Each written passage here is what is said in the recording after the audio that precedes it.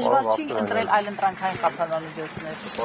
2022 թվականին, երբ կատարվեց համապատասխան բարեփոխումը եւ քրեական դատավարության օրենսգրքում նախատեսվեցին վերջապես այլընտրանքային իրական տեսակի խափանամիջոցներ, որտեղ կհիշեք, մինչ այդ պարզապես վեճը միշտ դատարաններում գնում էր կիրառել կալանք թե գրավ։ Դա էր հիմնականում վեճերը, որոնք տեղի էին ունենում, իհարկե Հայաստանում այլևս կա տնային կալանք, վարչական հսկողություն եւ այլն։ Եվ ես շատ լավ հիշում եմ, թե ինչպես 2024 թվականի հոկտեմբերի 23 կամ 24 կարծես ազգային ժողովում հերթական հարց ու պատասխանի ժամանակ Հայաստանի Հանրապետության բարձրագույն պաշտոն զբաղեցնող անձը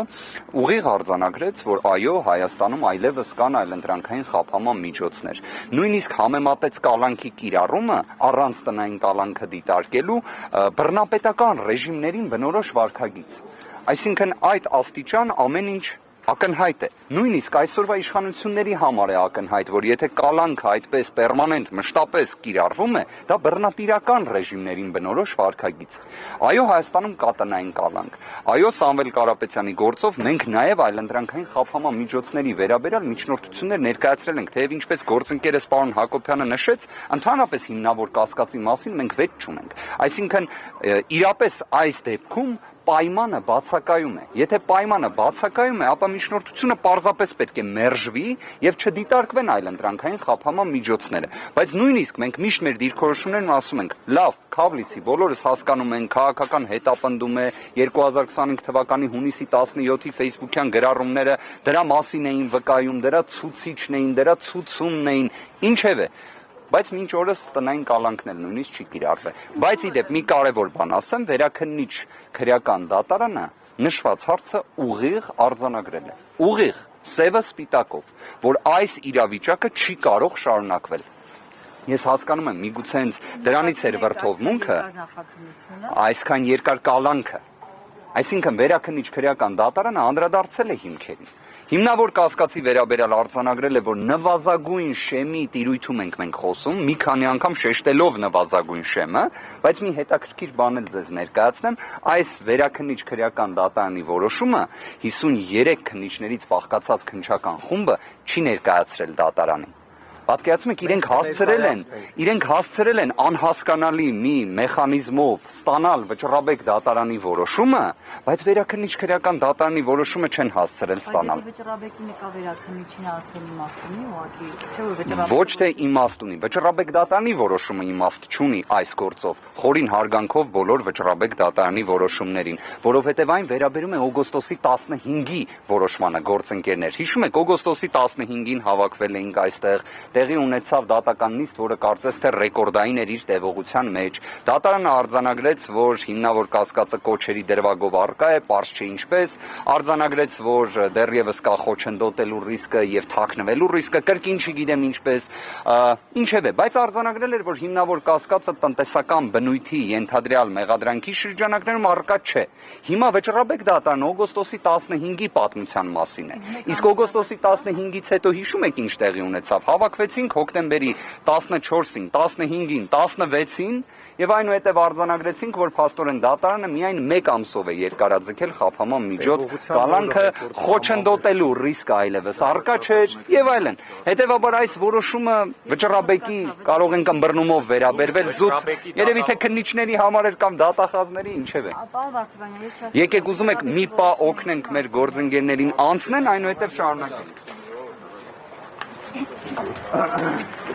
Պարոն Վարդեվանյան, անցյալ անգամ ասուլիսին դուք հաստաբանները հրավիրեցիք Վճռաբեկի դատավորներին բանավեճի,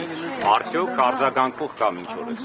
Վճռաբեկ դատարանից արձագանք առկա չէ, թեև ես կանխատեսում եմ իրենց արձագանքը, իրենք որպես այդպիսին բանավեճի մասնակցելու որոշակի սահմանափակում ունեն, բայց իրավապահ մարմինների ներկայացուցիչներից էլ արձագանք չկա, թեև ես առնվազն կարող եմ ասել, վստահ եմ դուք թույլ չեք տա, ես խաբեմ, որ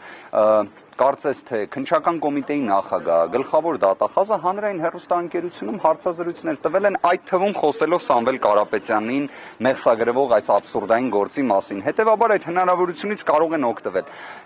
Ինչ վերաբերում է կրկին Վճռաբեկ դատարանի որոշմանը, այն ակտուալություն որպես այդպիսին չունի։ Իդեպ դրա մասին արձանագրել է նաև հենց Վճռաբեկ դատարանը իր որոշման մեջ, քանի որ իր վաղեմությունը որպես այդպիսին որոշման ակտուալությունը սպառված է եղել։ Եթե մենք հիմա օրինակ գտնվելուց լինեինք 2025 թվականի սեպտեմբեր ամսին, բայց հիմա նոյեմբերն է, այդ ժամանակ կարող էինք խոսել, որ Վճռաբեկ դատարանի որոշումը ակտուալություն ունի, բայց սա է իրավիճակը։ Որքան ժամկետ է անհրաժեշտ, որ ակտուալությունը կորցնի։ Այսինքն, քանի դեռ որոշումը դեռ իր ժամկետի մեջ է, այսինքն պայմանականորեն օգոստոսի 15-ին դատարանը 2 ամսով երկարաձգել էր, չէ՞, կալանքը որպես խափաման միջոց կիրառելու հանգամանքը, այ մինչև 2 ամիս սպառվելը Վճռաբեկ դատարանի որոշումը կարող էր ակտուալ լինել, բայց Վճռաբեկ դատարանը վարույթ է ընդունել բողոքը արդեն այն ժամանակ, երբ ինքնին սպառված էր։ Վարույթ է ընդունել 2025 թվականի հոկտեմբերի 24-ին եւ լույսի ձայնի կայծակի եւ այլ նման անհավանական արագությունների պայմաններում ընդունել է որոշում շուրջ 20 օրյա ժամկետում Հայաստանի Հանրապետության պատմության մեջ աննախադեպ Վճռաբեկ դատարանը։ Իսկ միջնորդության քննությունը այս անգամ որքան կտևի ձեզ։ Չեմ կարծում, որ կարճ տևի, հարգելի գործընկերներ, առնվազն մենք ներկայացնելու ենք շուրջ 1 հատոր բովանդակությամբ մեր կողմից կատարված գրագրությունները, միջնորդությունները, դրանց մի մասի վերաբերյալ պատասխանի բացակայությունը, մի մասի վերաբերյալ պատասխանները, իսկ քննիչն էլ իր հերթին վստահ եմ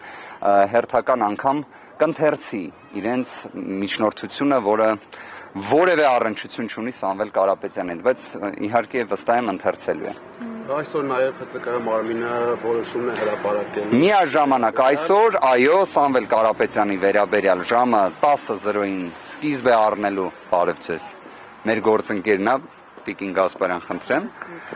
Այսօր ժամը 10:00-ին ստացվում է, այստեղ մենք ունենալու ենք կալանքը որպես խափաման միջոց երկարաձգելու միջնորդության քննություն, իսկ ՀՑԿ-հում կրկին ժամը 10:00-ին Սամվել Կարապետյանի սեփականության իրավունքին վերաբերող հարցի վերաբերյալ քննություն։ Նույն օրը, նույն ժամին, կարծում եմ սա առավել քան խոսուն է, եթե հետ գնանք 2025 թվականի հունիսի 17-ի հայտնի Facebook-յան գրառումներին։ Իրատեսական համարում եք այն սցենարը, որ եթե հեծին լիցենզիայից զրկեն, ապա Սամվել Կարապետյանին ազատ արձակեն։ Մեկը մյուսով ընդհանրապես չեմ պայմանավորում, ակնհայտ է մեկ հանգամանքը, երկու դեպքում էլ, որ երկու հանգամանքներն էլ ենթակա են մերժման։ Թե ՀՑԿ-հում ներկայացված վարույթի շրջանակներում դիրքորոշումն է ենթակա մերժման, որովհետև իրապես որևէ մի ընկերություն չկա, որտեղ խախտումներ չլինեն, բայց խախտում, որը ենթադրի լիցենզիայի զրկում, սա մենք խոսում ենք արդեն աբսուրդի տիրույթում, պարզապես համեմատական անցկացրեք Veolia ջրի հետ կապված խախտումներին եւ ոչ մի վարույթ չկա դրա դեպքում։ Եվ իհարկե նաեւ այս միջնորդությունն էլ ակնհայտորեն ենթակա է մերժման։ Այն պետք է մերժված լիներ ի սկզբանե, բայց ունենք մի աբսուրդ, որ այն տևում է արդեն 5 ամիս, բայց ամեն ինչն էլ ունի սկիզբ եւ վերջ։